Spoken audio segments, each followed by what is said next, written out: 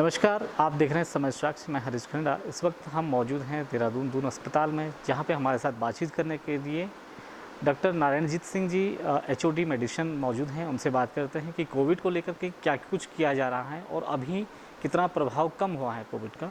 इस वक्त सीधे ही उनसे ही बात करते हैं। सर, स्वागत है आपका हमारे चैनल पर। धन्यवाद, थैंक यू। डॉक्टर साहब, इस समय क्या स्थिति है वर्तमान में? देखिए, अभी वर्तमान में स्थिति पहले से बेहतर कह सकते हैं हम, क्योंकि एक सर्ज आया था बीच में 15-20 दिन पहले, जब एकदम पेशेंट की बाढ़ सी आ गई थी, तब थोड़ी सी दिक्कत हो रही थी। मगर अभी क्या आप स्टेटस पूछेंगे तो हमारे पास काफ़ी बेड्स खाली है, ऑक्सीजन बेड अवेलेबल हैं। तो पहले से काफ़ी कम हुए हैं मरीज़। सीवियरिटी भी अब हम कह सकते हैं कि पहले से मरीज़ों में कम हो रही है। जो भी उस टाइम सडनली सर्ज हुआ उसका और अब में बहुत ज़्यादा फ़र्क है। लगभग 40 से 50% बेड हमारे पास अभी खाली रह रहे हैं। पूरे महीने भर की हम बात करें तो पूरे इस महीने में काफ़ी कुछ दिक्कतें लोगों को झेलनी पड़ी। ख़ास तौर पे डॉक्टरों की समस्या भी तो रही, लेकिन उसके बावजूद जो अस्पताल में जो सुविधाएं होनी चाहिए थी वो नहीं हो पाई। यानी कि ऑक्सीजन नहीं मिल पा रहा था। इसको लेकर लोग काफ़ी परेशान थे, चिंतित थे। अब क्या कितना कुछ हो पा रहा है, क्या कुछ किया जा रहा है? देखिए, अगर आप हमारे दून हॉस्पिटल की बात करें तो हमारे जितने बेड हैं वो ऑक्सीजन से इक्विप्ड हैं। ये बात अलग है कि 15 से 20% बेड में हमारे पास लो ऑक्सीजन फ्लो मीटर थे। तो वो हमारे पास जितने भी बेड है ऑक्सीजन, जितने जितने भी पेशेंट हमारे पास आए उस टाइम हम सिर्फ सीवियर फॉर्म के पेशेंट ले पा रहे थे, क्योंकि जो थोड़ा बहुत या 90% से अबव मेंटेन कर रहे थे उनको शायद हम नहीं ले पा रहे थे, इसलिए कि क्योंकि जो क्रिटिकल पेशेंट थे उनको लेना बहुत ज़रूरी था। तो ऐसी समस्या बेड के अकॉर्डिंग तो नहीं हमारे हॉस्पिटल में नहीं आई, बट पेरिफेरी में ज़रूर थोड़ी कमी ऑक्सीजन की देखी गई। या ये कह दीजिए एकदम पेशेंट का सर्ज आया तो जिनके पास भी ऑक्सीजन के वाले बेड थे, आईसीयू वाले बेड थे, वो फुल हो गए, तो लोगों को उस क्राइसिस को झेलना पड़ा। पर अभी ऐसी कोई भी समस्या नहीं है। पूरी तरीके से जितने भी बेड हैं उनके ऊपर ऑक्सीजन अभी भी अवेलेबल है और उनमें से 30 से 40% बेड अभी हमारे पास खाली है।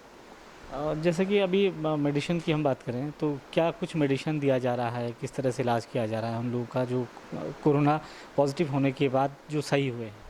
देखिए, इसमें यही है कि कोरोना की पर्टिकुलर एक पिछले साल जो लाइन ऑफ ट्रीटमेंट थी लगभग वही रही है। मगर अब जैसे कुछ पेशेंट रिकवर करके घर जाते हैं तो उनको कोई स्पेसिफिक मेडिसिन की ज़रूरत नहीं होती। उसमें हम मल्टीविटामिन और अच्छी diet, protein, high protein diet को एडवाइस करते हैं। और ये पेशेंट को ये गाइड करते हैं कि वो रिपीटेडली अपनी चेस्ट फिजियोथेरेपी, या ये कह दीजिए कि थोड़ा बहुत जो स्पायरोमेट्री हम उसको एडवाइस करते हैं अगर क्रॉनिक पेशेंट है तो एक यहाँ से डिस्चार्ज होने के बाद में वो बस मल्टीविटामिन और गुड डाइट, ये 2 चीज़ें हम उनको रिकमेंड करते हैं। या फिर अगर कोई पेशेंट क्रॉनिक रहा है, 3 हफ्ते से ज़्यादा रहा है, तो उनमें थोड़ा ब्लड थिनर हम एडवाइस कर देते हैं, ताकि आगे जाके कोई कॉम्प्लिकेशन ना हो। तो बाद में छुट्टी के बाद में ऐसी कोई स्पेसिफिक मेडिसिन की ज़्यादा ज़रूरत नहीं पड़ती है। उनको कोई एहतियात रखने की ज़रूरत है क्या? एहतियात देखिए यही है कि अभी अगर हम होम आइसोलेशन भेजते हैं पेशेंट को बिफोर 17 डेज़, तो थोड़ा ये कहते हैं कि आप आइसोलेट रहिए जब तक आपके कंप्लीट 17 दिन ना हो जाए। मगर अगर वो अपना टाइम ड्यूरेशन पूरा करके जाता है तो 2 से 3 दिन के बाद नॉर्मल एक्टिविटी कर सकता है, अगर ऑक्सीजन सैचुरेशन उसका नॉर्मल रहता है। तो ऐसी स्पेसिफिक एहतियात एक लिमिटेड टाइम के बाद में करने की ज़रूरत नहीं होती। बेटर डाइट एंड जो भी आप अच्छा खा सकते हैं, फ्रूट खा सकते हैं, या आप दालें या किसी भी रूप में प्रोटीन ले सकें, वो बेहतर रहेगा उनके लिए। खबरें इस तरह से भी आ रही हैं कि ब्लैक फंगस से भी लोगों को अफेक्टेड हो रहे हैं, जो लोग कोरोना से ठीक हुए हैं। उनको लेकर के क्या कुछ अभी चल रहा है, क्या कुछ होना चाहिए? देखिए, ब्लैक फंगस एक ज़रूर आज के टाइम पे आप देखिए कि ब्लैक फंगस के बारे में बहुत लोग बात कर रहे हैं। तो ब्लैक फंगस का ऐसा है कि ब्लैक फंगस कोविड की तरह नहीं है। जैसे कि एक कोविड एक एक से दूसरे में बहुत तेज़ी से फैलता है, चाहे वो नॉर्मल आदमी हो चाहे कैसा भी आदमी हो, उसमें तेज़ी से फैलेगा। मगर ब्लैक फंगस की एक खासियत है कि हर एक आदमी को अफेक्ट नहीं कर सकता। इसको हम अपॉर्चुनिस्टिक इन्फेक्शन बोलते हैं। इसका मतलब ये है कि जब आपकी इम्यूनिटी डाउन जाएगी तभी ये फंगस आपको अफेक्ट कर पाएगा। तो जो कोविड के पोस्ट कोविड या कोविड के दौरान जिन लोगों को फंगस का इन्फेक्शन हो रहा है, या तो वो डायबिटिक हैं, या एज्ड हैं, या किसी रीज़न से उनकी इम्यूनिटी डाउन हुई है। क्योंकि जब ये वायरस आता है बॉडी के अंदर तो ये अपने आप में एक बार इम्यूनिटी को डाउन करता है। तो टीएलसी काउंट, आपकी जो ब्लड से लड़ने की सेल्स होती है, ब्लड में इन्फेक्शन से लड़ने के लिए, वो कम होती है। ऐसी कंडीशन में अगर वो किसी तरीके से ब्लैक फंगस के स्पोर्स के कांटेक्ट में आता है, चाहे वो किसी भी तरीके से हो, चाहे वो ऑक्सीजन के थ्रू जाए या फिर जो भी कंटामिनेटेड एरिया में स्पोर्स अगर बॉडी के अंदर एंटर करें, तब वो मल्टीप्लाई कर पाता है। अब कोई नॉर्मल इंसान है, उसको अगर किसी तरह का इम्यूनिटी उसकी डाउन नहीं है और प्रॉपर ट्रीटमेंट ले रहा है, तो ऐसे इंसान में ये अगर बॉडी में इनोकुलेट भी हो गया तो वो डिजीज़ को प्रेसिपिटेट नहीं कर पाएगा। क्या टीका लगाना इस समय ज़रूरी है लोगों को, जिस तरह से जो टीकाकरण किया जा रहा था, इसको लेकर के क्या कुछ है, क्या संदेश है, किस तरह से चीज़ें की जाए? देखिए, इसमें टीका जब आया था तब लोगों में एक भ्रांति सी फैल गई थी कि ये कितना सेफ़ है, कितना नहीं है। क्योंकि ये फ़ेज़ 3 ट्रायल को क्रॉस करके आया था। दूसरा है कि अगर हम कोई इंसान नॉर्मल वायरस को इनोकुलेट कर सकता है, तो ये तो रिफाइंड वायरस होता है एक तरीके से। ये कह दीजिए, मैं एक सिंपल लैंग्वेज में बात कर रहा हूँ कि इससे सेकेंडरी डिजीज़ बनने के चांसेस ना के बराबर है, हो ही नहीं सकता है इसके अंदर। तो टीके के बारे में बिल्कुल अगर किसी को भ्रम है कि हमें ये लगाना चाहिए या नहीं लगाना चाहिए, बिना ऐसा भ्रम बिल्कुल नहीं पालना चाहिए। जिसको जहाँ पर मौका मिल रहा है, चाहे कोवैक्सीन है या कोविशील्ड है, तो कोई भी टीका मिले वो आपको लगाने में हिचक नहीं होनी चाहिए और लगाना चाहिए बिल्कुल। ताकि अब ये है कि इससे क्या फ़ायदा क्या है, जो 2-2 वैक्सीन, कई मेरे से पूछते हैं कि सर 2 वैक्सीन लगने के बाद में भी हो गया। तो इसकी सबसे बड़ी खासियत ये है कि अगर किसी को वैक्सीनेट हो गया, चाहे 1 लगाए चाहे 2 लगाए, उसमें वो सीवियरिटी तक वो पेशेंट नहीं पहुँचेगा। तो जब वो सीवियरिटी में नहीं जाएगा तो उसको कॉम्प्लिकेशन कम होंगे और वो तेज़ी से उसकी रिकवरी के चांसेस रहेंगे उसमें। जो लोग पॉजिटिव रहे हैं, क्या उनको टीका कितने समय में लगना चाहिए? देखिए, अभी जो नई गाइडलाइन है उसके अकॉर्डिंग 3 मंथ के बाद में जो पॉजिटिव रहे हैं उनको लगाया जाएगा टीका। तो पहले ये होता था कि 4 से 6 हफ्ते के बाद में आप लगा सकते हैं, तो ये वेरी करती रहती है। आने वाले टाइम में हो सकता है कि फिर से इसका टाइम ड्यूरेशन चेंज कर दिया जाए। 3 मंथ का इसलिए बोला जाता है, कहते हैं कि इसमें ये कह सकते हैं कि एक बार इन्फेक्शन होने के बाद में लगभग 90 दिन तक एंटीबॉडीज़ रह सकती हैं। तो एक इनडायरेक्टली आप इसको इस तरीके से देख सकते हैं। तो अगर कोई इन्फेक्शन हुआ है, रिकवर किया है, तो अभी की नई गाइडलाइन के अकॉर्डिंग 3 मंथ के बाद में उसको पहला टीका लगना चाहिए। जैसे कि पहाड़ों में स्थिति बहुत ज़्यादा ख़राब है, वहाँ पे क्या कुछ किया जाना जाना चाहिए? देखिए, पहाड़ों में ऐसा है कि माइग्रेंट आप कह सकते हैं, क्योंकि पहाड़ों में भी जाएगा तो कोई इन्फेक्टेड पेशेंट उधर जाएगा तभी जाएगा, या कोई ऊपर से नीचे आ रहा है और इन्फेक्टेड होकर जा गया। तो पहली चीज़ तो वहाँ के प्रधान या जो भी मेन गांव के लोग होते हैं उनको ये ध्यान देना होगा कि कोई बाहर से आ रहा है तो उसे कम से कम 5 से 7 दिन तक आप क्वारंटाइन में एडवाइस कीजिए, ताकि वो अगर उसको इस दौरान कोई सिम्टम डेवलप होते हैं तो वो हम उसका पर्टिकुलर वो ट्रीटमेंट ले सके। क्योंकि अगर 5 से 7 दिन तक किसी को सिम्टम डेवलप नहीं होते तो इसका मतलब इसकी इम्यूनिटी ने उस वायरस को ख़त्म कर दिया, तो वो लगभग नॉन इन्फेक्टिव हो जाता है अगर उसके बाद में बाहर आ जाए तो, या बहुत कम लोड में उसके वायरस होते हैं। तो अगर वो बाहर से आ रहा है और अगर क्वारंटाइन रहेगा तो इस दौरान अगर उसको सिम्टम नहीं आते तो मूव कर सकता है, और 7 दिन तक उसका कम से कम ध्यान रखें। एक रफ़ आइडिया लेके चलना पड़ेगा, क्योंकि हर जगह रैपिड एंटीजन या आरटीपीसीआर अवेलेबल नहीं है गांव में पेरिफेरी पे जाके, तो आप हर किसी का नहीं कर सकते हैं। ये चीज़ हमें देखनी पड़ेगी।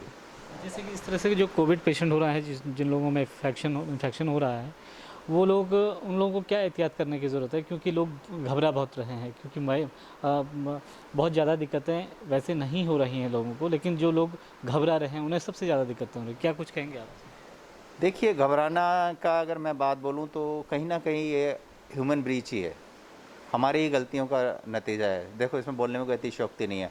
आप देखिए, ये जब सेकंड सर्ज आई, इससे पहले अगर आप मार्केट में जाते थे तो कितने लोग मास्क लगा के घूमते थे। उसको लगता है कि इसने मास्क नहीं लगा रखा, अरे मेरे इसको कुछ नहीं होगा, मुझे क्या होगा। ये किसी का वो नहीं है कि इसको नहीं हुआ तो मेरे को क्या हो जाएगा, या भी ये तो वेरी करता है। देखिए, तो पहली चीज़ सबसे बड़ी गलती हमारी वहीं पे थी।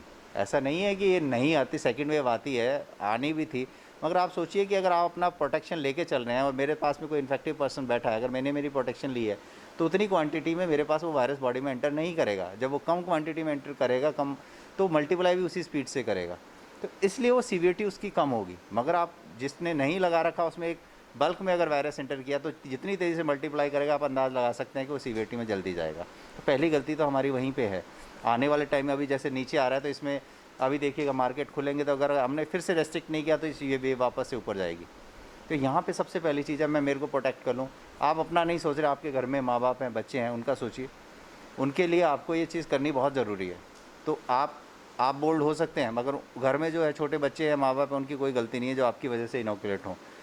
तो जैसे कि अब हल्की कोरोना की जो लहर है वो कम हुई है, थमी तो नहीं कह सकते, लेकिन कम हुई है, रफ्तार धीमी हुई है, लेकिन अब आगे किस तरह से करना होगा, क्या कुछ किया जाना चाहिए? देखिए, एक मैं बहुत अच्छे इस बार एडमिनिस्ट्रेशन की तारीफ़ करने की इसलिए बनता है कि देखिए कि जैसे ही एक बार वेव्स ऊपर जाने लगी, उसमें उन्होंने तुरंत उस पर रिएक्ट किया, और जैसे ये लॉकडाउन का कहीं ना कहीं लॉकडाउन का नतीजा है, रेस्ट्रिक्टेड मूवमेंट का नतीजा है। तो ये जो है, अगर हमारी पॉपुलेशन अगर ये ज़बरदस्ती की चीज़ों को अपने ऊपर लेके कर सकती है तो क्या समझदारी से खुद नहीं कर सकते। तो ये हमें बहुत ज़रूरी है, ये बहुत जल्दी सोचना पड़ेगा। अभी मेरी एक चीज़ रहेगी कि जैसे 24-25 के आसपास शायद एक बार लॉकडाउन खुलेगा, इस समय अगर आप मेरे से पूछेंगे तो मैं ये कहना चाहूँगा कि जैसे पर्टिकुलरली अब 2 घंटे से जैसे सुबह खोलती हैं दुकानें या लिमिटेड डेज़ के लिए कुछ, तो ऐसे 2 या 3 दिन आपको इन दुकानों को जो जैसे सब्ज़ी की है या राशन की दुकान है, इनको मतलब एटलीस्ट शाम तक ओपन कर देना चाहिए, ताकि लोग अपना सामान जैसे, क्योंकि एकदम जब खोलोगे तो एकदम रश के साथ में लोग मार्केट में आएंगे। तो ये चीज़ें ऐसे होनी चाहिए कि कम से कम आप शाम तक इसको ओपन कर दें, ताकि लोग जिसको जब टाइम लगे जाके ले। नहीं तो सुबह के टाइम पे जो रश होता है वो भी एक तरीके से दावत है कि आपको आने वाले टाइम में इन्फेक्शन के लिए आप दावत दे रहे हैं दूसरों को। तो वो जो रश एकदम कम हो जाए, अच्छा ठीक है मैं 12 बजे चला जाऊँगा, 2 बजे चला जाऊँगा, एक सिंपल जो लोगों को समझने की बात है, जो लोगों को समझा सकते हैं हम इस तरीके से, तो अलग अलग टाइम पे जाएंगे तो कंजेशन नहीं होगा।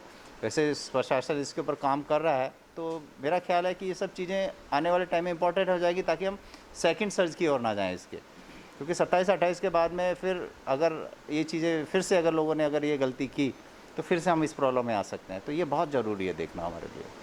बहुत बहुत शुक्रिया डॉक्टर साहब हमसे बातचीत करने के लिए। तो ये थे हमारे साथ बातचीत करने के लिए doctor नारायणजीत Singh ji, HOD medicine, जिनका सीधे तौर पे कई सुझाव उन्होंने दिए हैं, कई चीज़ें उन्होंने बताई हैं। अपने सहयोगी राजेंद्र बड़ोला के साथ हरीश खनीडा, समाचार देहरादून।